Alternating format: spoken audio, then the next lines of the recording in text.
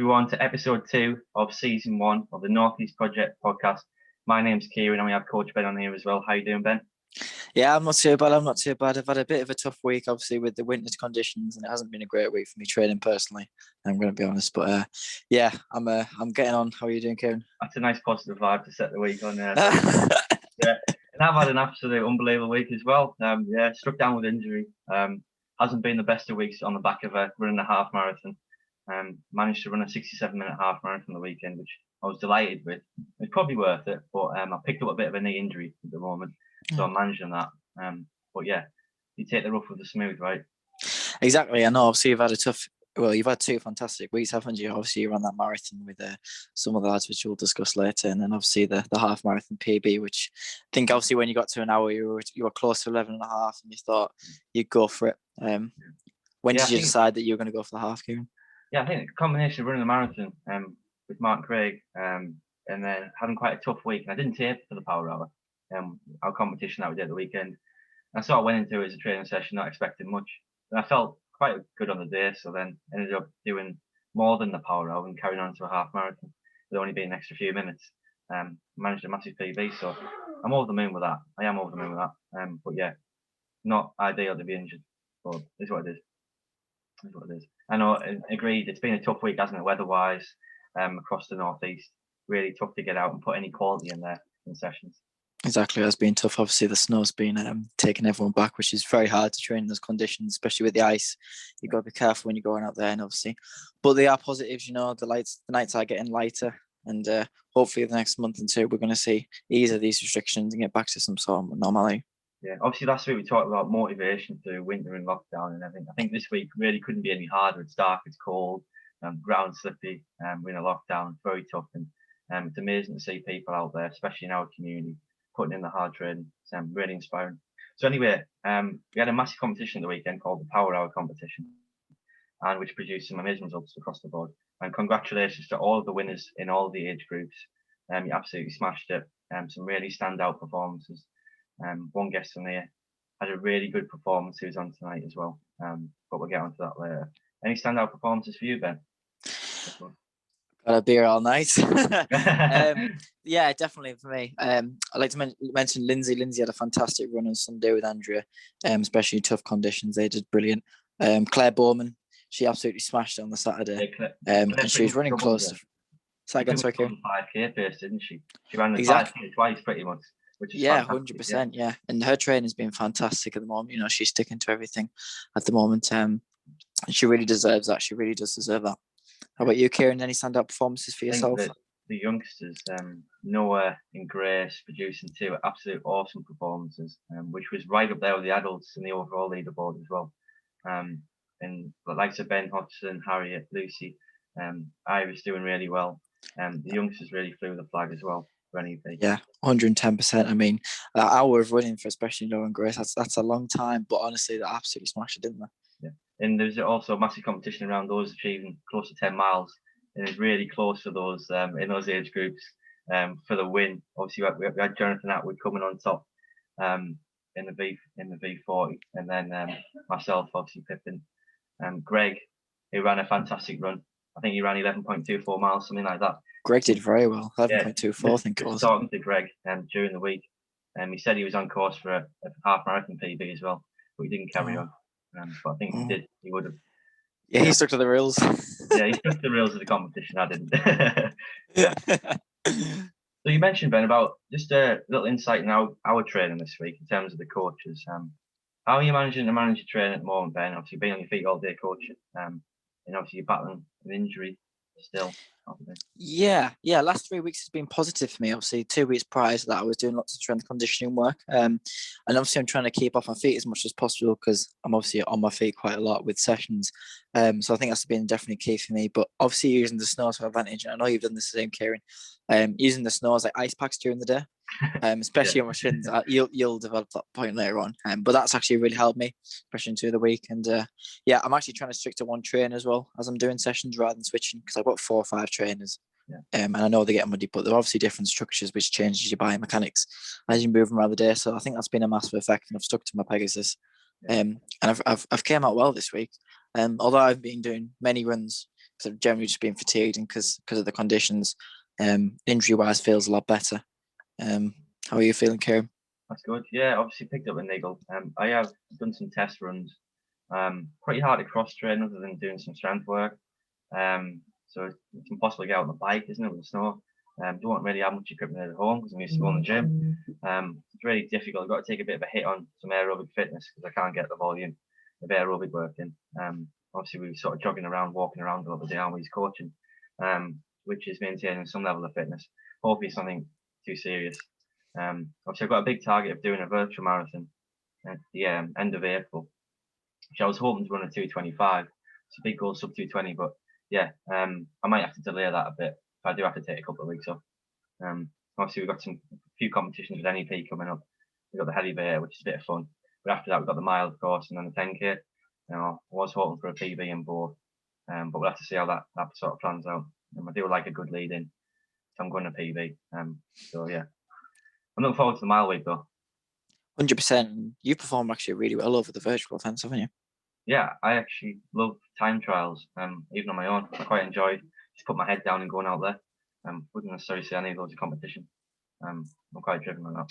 No, 100%. You ran a 5K PB, 15:01. Ran a 10K PB, which was 30:59. And then obviously the half marathon with the 67.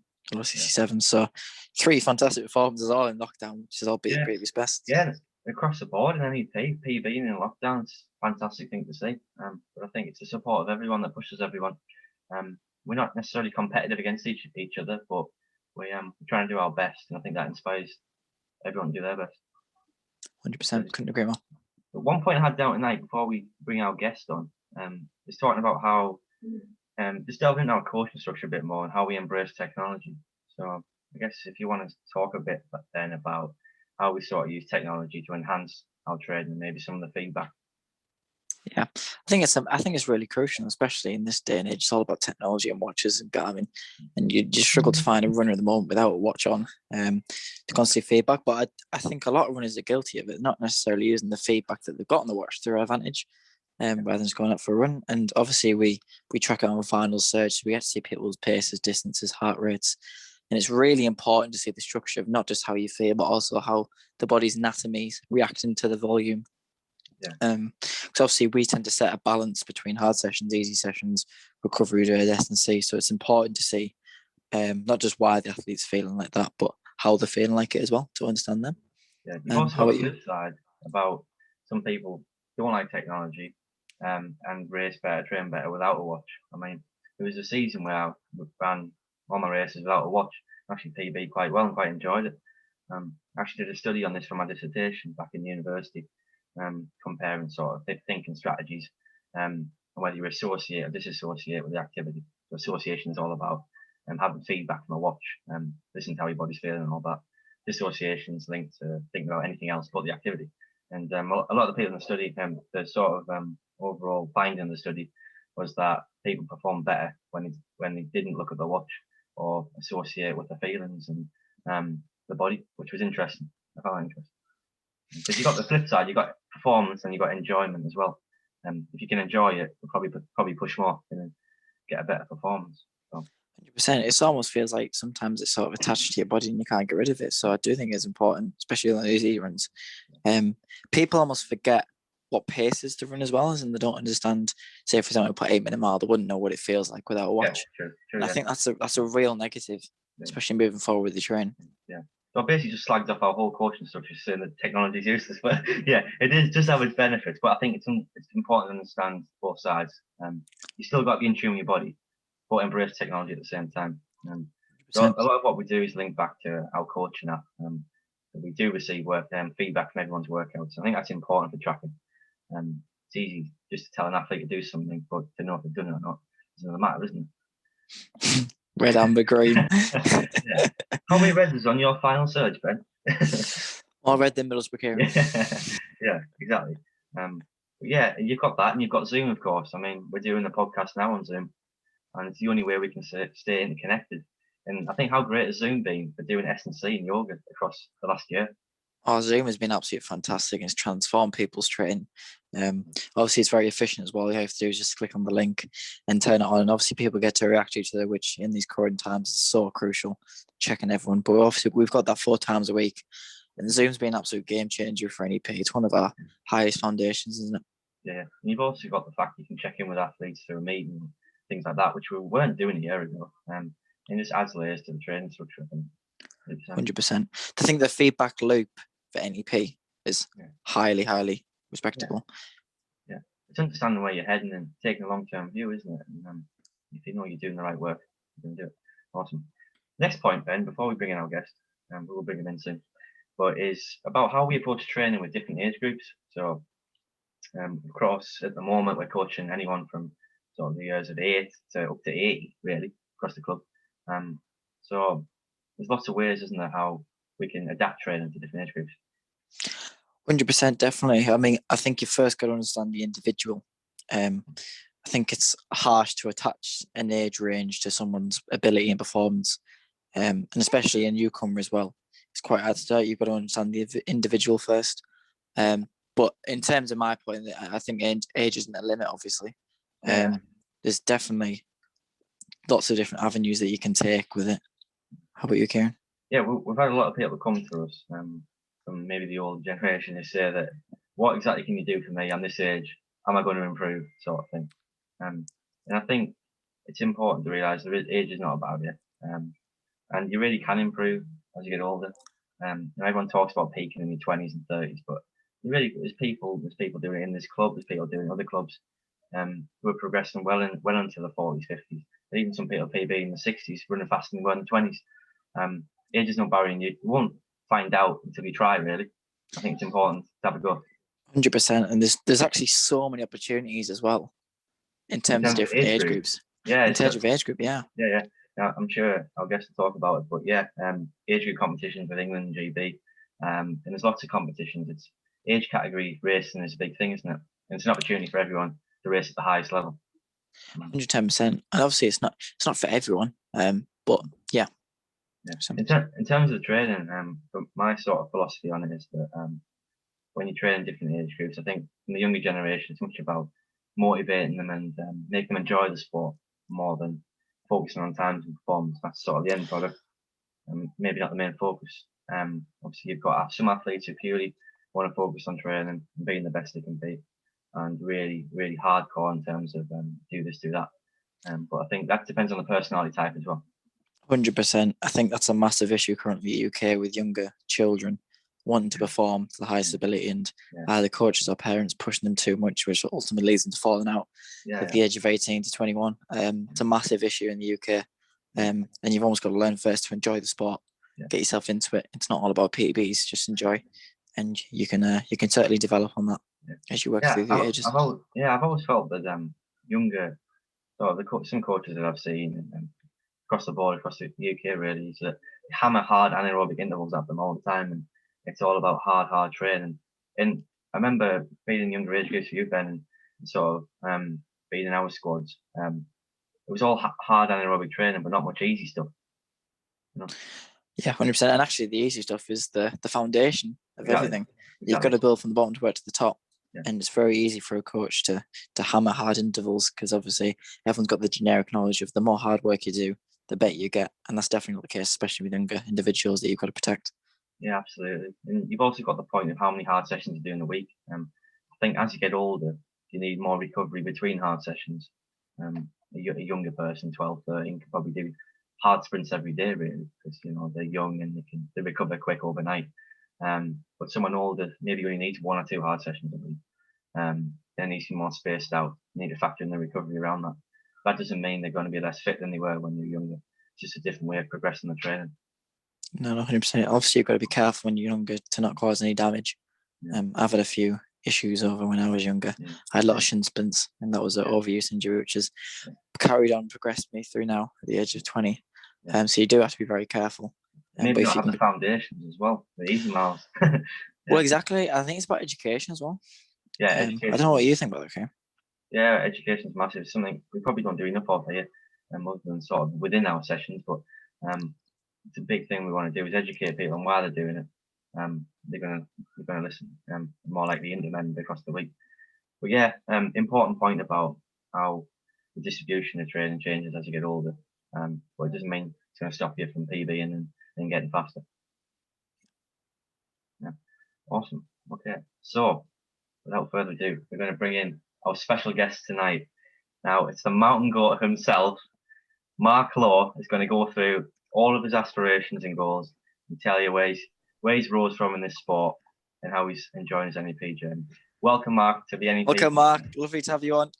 Yeah, thanks, lads. Evening to you both. Evening, Mark. Yeah, I was okay, but you just made me feel very, very old. Oh, silly. Don't be silly. Well done, Mark. Honoured to have you on tonight. Thank you. So, Mark, just tell us a bit about yourself. Maybe start with your background into running. Where did it all start? The background into running came from when I was at school. A schoolmate of mine, he was running for Middlesbrough and Cleveland Harriers, and I just joined it with him. We used to go running on a night. His dad was a runner. I joined Middlesbrough and Cleveland Harriers. I've done a couple of seasons in the NYSD cross-country league, but not to any great standard. And that was it, basically. Played football, cricket, sports like that. Yeah. And then in the 90s, done just a couple of Great North runs without any training, just went out and ran them. And I was getting a time of like 1 hour 55, I think it was, something like that, for both runs. And then all of a sudden, just 3 years ago, I just had this urge to get back into the running again. And I just put an old pair of Samba trainers on. And I thought, I'll run around the block and see how I get on. And I actually managed to do it without stopping. And from then on, I just had the bug to get back into it again, really. That's been my lifeline. Yeah. Well, I'm sure when we come on to it, people are going to really be shocked to think that's where you came from 3 years ago. If you consider all that you've achieved, especially in the last year. So what sort of level of fitness were you with sort of 3 years ago? If you had to say where you were. Well, my job as a postman, I'm always on the go, walking around. So it's not the greatest level of fitness, but 3 years ago, I sort of questioned myself of how fit I am. And I could see me getting into I wouldn't say unhealthy lifestyle, but a lifestyle where I was drinking on weekends, takeaways and that sort of thing. And so it's just something just clicked in my head that I didn't particularly want to go down that line. And so my level of fitness wasn't bad, but it wasn't brilliant. And I just wanted to test myself, basically. That was the fundamental issue of doing it, sort of thing. Yeah. As a postman, Mark, how many miles do you get through in a day normally, on average? Well, I did, obviously, I have put it on Strava. It's just under 10 mile. Nice. That's actually on the delivery itself. Yeah. And then there's walking to work, walking around work and what have you, walking back home. Yeah. If I do a run, I'll get up to about 40,000, 45,000 steps a day, which I suppose is quite a lot, really. Yeah. You train like a Kenyan. Yeah. Well, clearly it's working, especially with your times at the moment. But before we touch on that, how did you come across NEP? Well, I'd been running for 2 years, and I was getting into the trail running. I've done a few, the muddy roads. Done a few of them. So I was just basically looking for trail runs, really. And believe it or not, it's a year ago tomorrow that I actually went to the Gisborough workshop. Wow. Fantastic. So that's spooky. What happened to the workshop? What happened there? And I managed to get lost on that one as well. But I just seen it on Facebook. It came up on Facebook as like a link, and I thought, I'll give that a go. You know what I mean? And I just went. It was a great morning. I think it was some Storm Dennis. Storm Dennis. Yeah, and we got the top of High Nab, and it was like blowing absolute gale. But it was a great morning, and I loved it. You know what I mean? But unfortunately, after that, lockdown happened. Maybe say within a month or something like that. Yeah. I kept in touch via Facebook. Like I joined the group via Facebook and that, and like we met up for a few competitions and events over the year. And I've just it's been a great journey. This past year has been a fantastic journey for me. I've really it's really changed me as a person as well. So yeah, thanks for that. Yeah, I remember the workshop, the all 10 minutes that I saw you.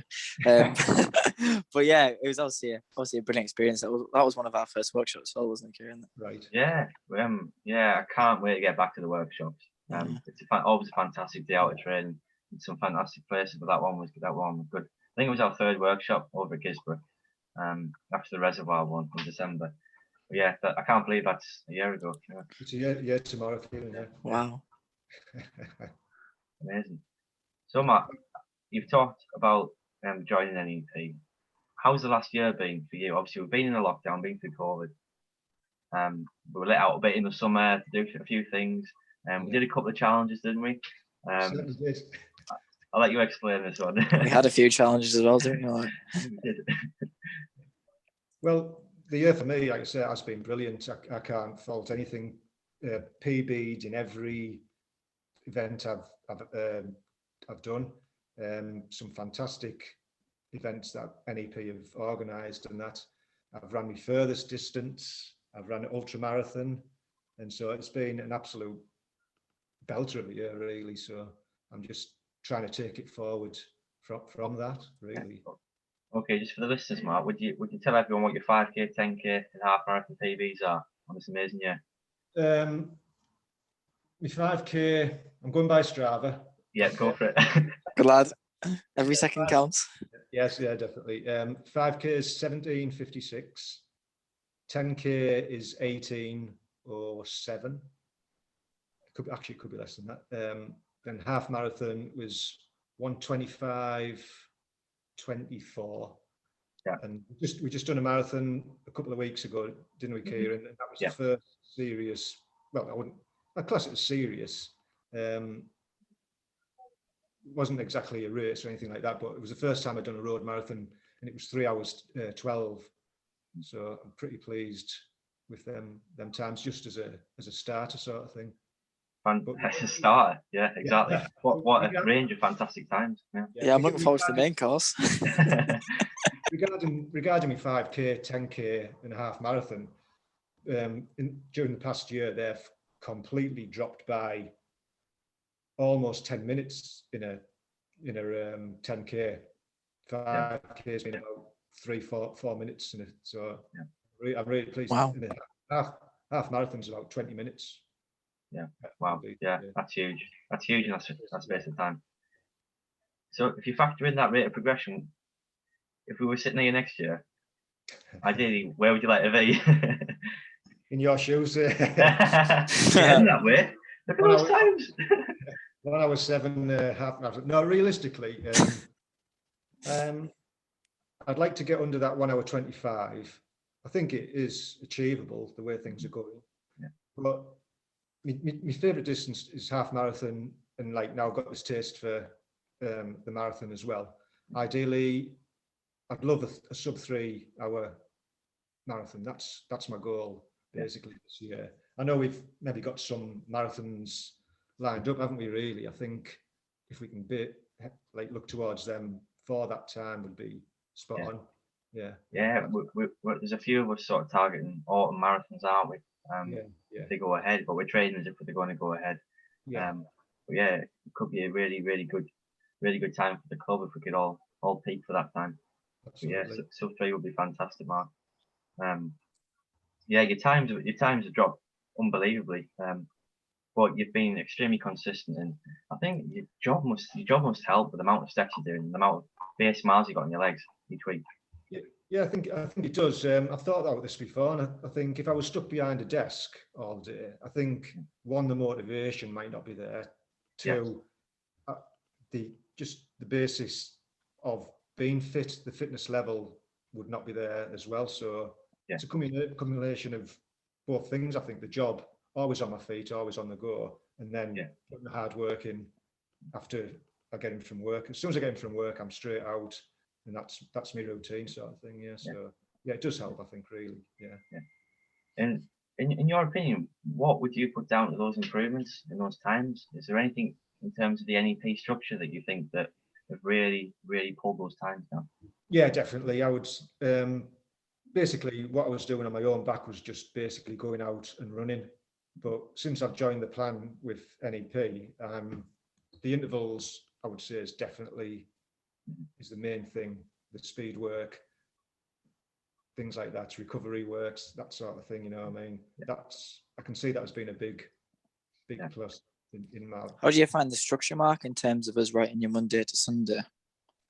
Yeah, great. It's easy to follow, and what I do, just get out there, do it. I know what I've got to do, and then I enjoy at the moment, like we did have group sessions, but like now it's just one-on-one. So, but they are still good sessions to get everything out of them. It's put everything into it, and I put everything out of it. But yeah, great structure to it. I can't fault it one bit.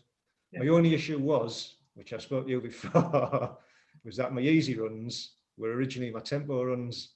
But, but that's all part of it, isn't it? That's all. They're easy runs now. Your 5K pace can be a marathon pace soon, Mark. Yeah, and you were right. Yeah, you were spot on. Yeah, this is what, and that's what it's about: improving and running faster. Yeah. So yeah, great structure. And now, we don't call you the mountain goat for nothing. We did this challenge in September called the Coast to Coast. Yes. We ran from one end of the country to the other. And what a fantastic weekend it was, especially that first day. Yeah. Now, I remember doing that leg with you, Mark, over at Ennerdale and then heading over to Grasmere. Yeah. Describe that. That was just epic, wasn't it? Yeah, it was just the start of things to come that morning, wasn't it? But yeah, it was absolutely unbelievable. The scenery. I think we covered about 26 mile on that. Yeah. Then there was 2 legs combined, wasn't there? Yeah. We got the top of Honister Pass, and the views up there and brilliant. And dropped down into grass. I can't think what the place was called, but it was some little village. Yeah. And another back up towards Grassley, and we got the top. And you went ahead, but I just didn't know. It was just wilderness all around. But luckily, you took the right road. But fantastic adventure. Yeah, brilliant. Yeah, it was a bit scary that second leg, wasn't it? Without a map and without limited fuel. Definitely. Yeah. I wouldn't recommend it. No, really. Not the way we did it. No, quite brave. I'm not even sure we took a path. Bear Grylls used to. No, I remember, obviously, Kieran, you took the GoPro, didn't you? And the scenery that you took on that was, oh my God, fantastic. It's fair to say we completely, we didn't really expect what was to come on those legs. We didn't expect about the level of difficulty on some of the terrain. The timings were completely off in terms of the relay.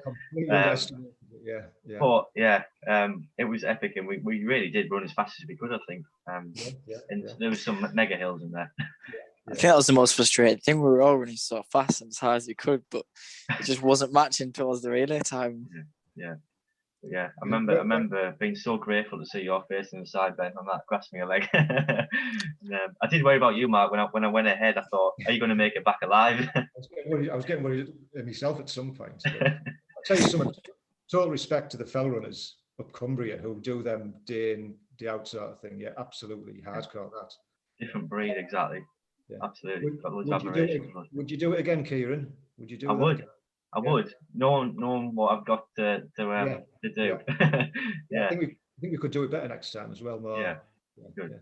I'd like that. Yeah, be good.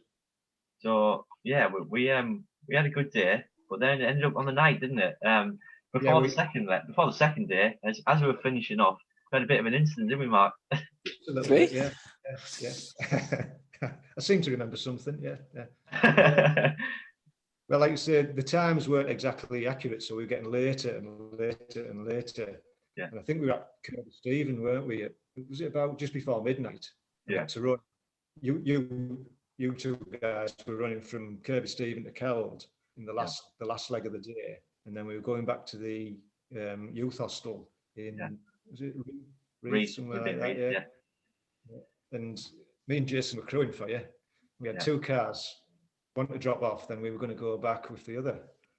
But we had a great idea of meeting you guys set off running, we'll drop the car off at Keld, we'll come back in Man, give you the keys, turn back round, and we'll all meet you happily ever after. Great idea. At Reith Youth Hostel. All worked brilliantly until we got back to you, give you the keys, and I tried to do a 3-point turn on this little track, and unfortunately the front wheels dropped into a little gully. We hell to get that car out. What a night. We couldn't get it out, could we? No matter what we did. I remember just we were like 6 miles in, weren't we? And we just heard this massive bang. We had the keys running down the hill, and just heard this massive bang. And we just both turned around like that, and this car, Mark's car, is like 90 degrees off a cliff. Yeah, on the last leg on the first day, 2 o'clock in the morning. Yeah, and we're stuck stranded in the Yorkshire Dales. Absolutely freezing. Our phones had died. We couldn't get in touch with anybody, and that. But luckily, there was a way out of it, wasn't there? We did get out of it. Yeah. A nice, kind farmer came along and pulled us out, and we could get on and finish it. Yeah, you've got to be prepared. And I had my head torch on. I was flashing it, and luckily somebody picked up on it from a farm. And within quite an hour, this young lad came out with the ropes and that. It got us out, and he was out to save you that night, wasn't he? Yeah, extremely lucky to get out of that, I think, and get back at that time. I think we'd still be there now. Yeah, that second day wouldn't have happened, I don't think, that coast to coast. Yeah, it was an awesome challenge. I think it one that brought everyone together. Yeah, exactly. Looking back, it was a bonding session, wasn't it? It was absolutely amazing with everybody as well, not just the whole thing. Like everybody clicked together, teamwork, the whole lot of it. Yeah, it was a great day, great weekend. Yeah. The one I'll never forget. It was just a fantastic thing to bring the club together. At the time, there wasn't many events, and the run across the country was just great. I'm so pleased you got that in. Yeah, definitely. Yeah. Of course, you got the Hadrian's Wall relay coming up when we allowed to do it. Another coast to coast, but slightly shorter. Yeah. And see what happens on that one. Yeah. Probably surprised about it. So, Mike, you talk about your progression. Now, have you got your eyes on the age group masters competitions? That is my goal now for this. I don't know, for this year or for next year, whenever. Apparently, the time I got for the marathon and the half marathon is a qualifying time. I just need to run the races. Is that right? Basically, you need to be in the right race to do it. Once you're allowed, but I think you've got a fantastic opportunity to really feature high on an age group standard at national level, without a doubt. Yeah, well, I'm hoping so, and that is like me. I got a big buzz from that off the marathon last week, and that is now my goal, really, to get an England vest, basically. The Masters. So, what a fantastic aspiration! And based off the first year, I can only imagine what you're going to do another year. If you could even take, a minute off your 5K, maybe a minute, maybe 2 minutes off your 10K or something, and that starts featuring extremely high in the age group. You're going to absolutely smash it. Yeah, hopefully, fingers crossed. Yeah, great. All being well.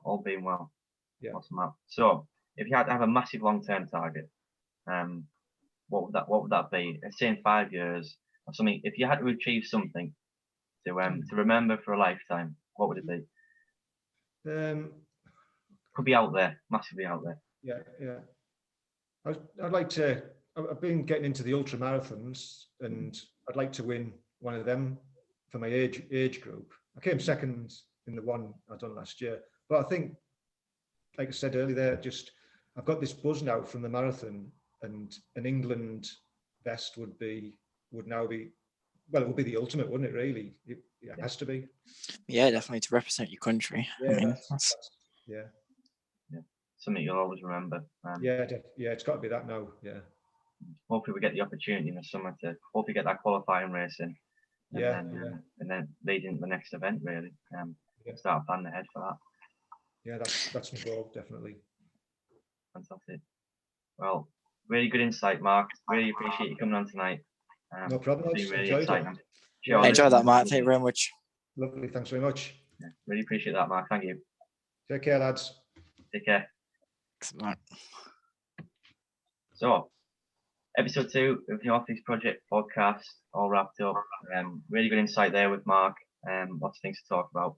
Bring on next week. We'll be on with a new special guest, which we'll be announcing. And I hope you enjoyed that, everyone. Yeah, everyone, that was fantastic, guys. I really enjoyed catching up with Mark there. And it's so inspiring to hear his goals, and it just shows that anything's possible and you can achieve anything that you put your mind to. So really, really interesting to see Mark's journey over the next year or so. And I hope he gets those opportunities to represent his country. 100%.